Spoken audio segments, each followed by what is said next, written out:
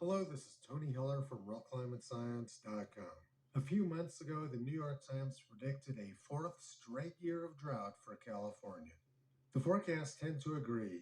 The Golden State's extreme drought, warming temperatures, and increasingly unpredictable precipitation patterns is expected to continue into the new year. Governor Gavin Newsom warned on Wednesday that Californians must adjust to a hotter and drier world. But the exact opposite occurred. California had a very cold, wet winter, which the Washington Post, of course, blamed on climate change. The Biden administration predicted a very warm and dry winter for California.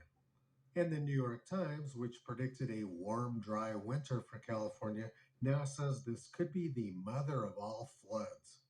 Lake Tulare in Central California used to be the largest body of fresh water west of the Mississippi River. But it dried up about a century ago due to dams upstream and irrigation ditches diverting the water.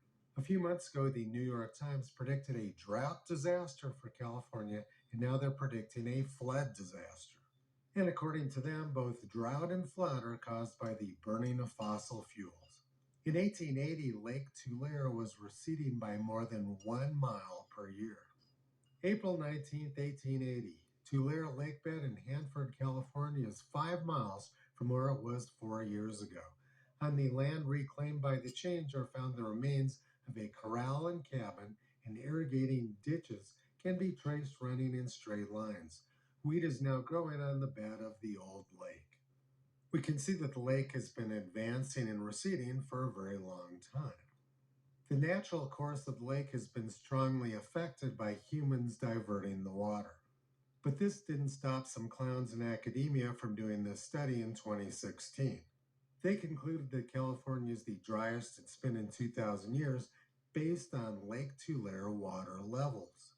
Perhaps these scientists were unaware that dams had been built upstream.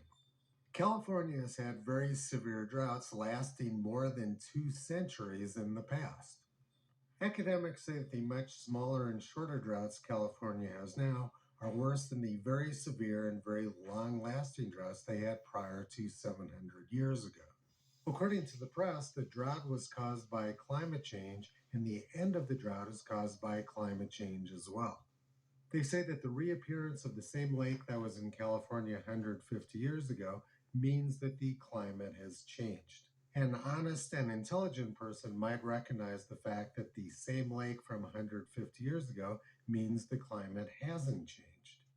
In 1890, the Historical Society of Southern California printed a booklet describing the history of California floods and drought.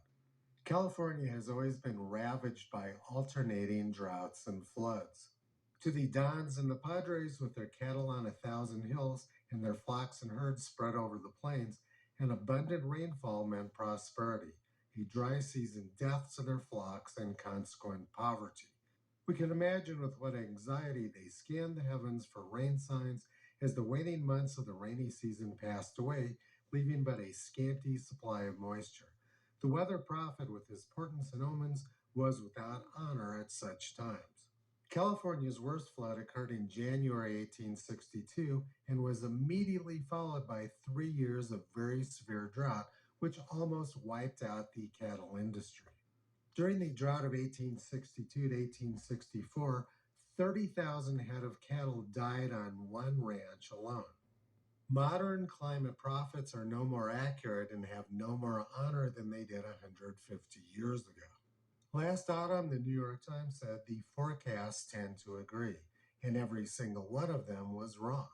Climate models can't predict short-term climate patterns, much less 100 years in the future.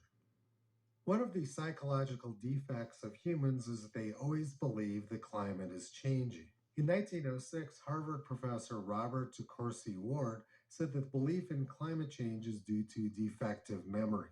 In 1939, the Des Moines Register said that the myth of climate change arises over and over again.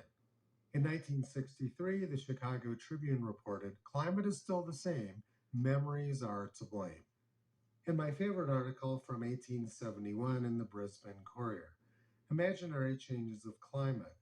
3 consecutive years of drought, while they've stimulated the inventive resources of practical agriculturalists, have had the natural effect of calling forth a plentiful crop of speculation from weather prophets and projectors and half instructed meteorologists, and all the philosophic tribe of Laputa in general, to whom the periodical press now affords such fatal facilities. We've often noticed that in the tabular statements of those compilers of weather records who write to the Times, useful and welcome as their communications are, every season is sure to be extraordinary. Almost every month, one of the driest or wettest or windiest, coldest or hottest ever known. Much observation, which ought to correct a tendency to exaggerate, seems in some minds to have rather a tendency to increase it. According to the New York Times and Washington Post, the same weather from 150 years ago is an indication that the climate has changed. Toto's been pulling back the curtain on this climate scam for the past 15 years. You can visit him, Kyrie Caesar, Toki, Upala, and the 4 new puppies on the web at realclimatescience.com.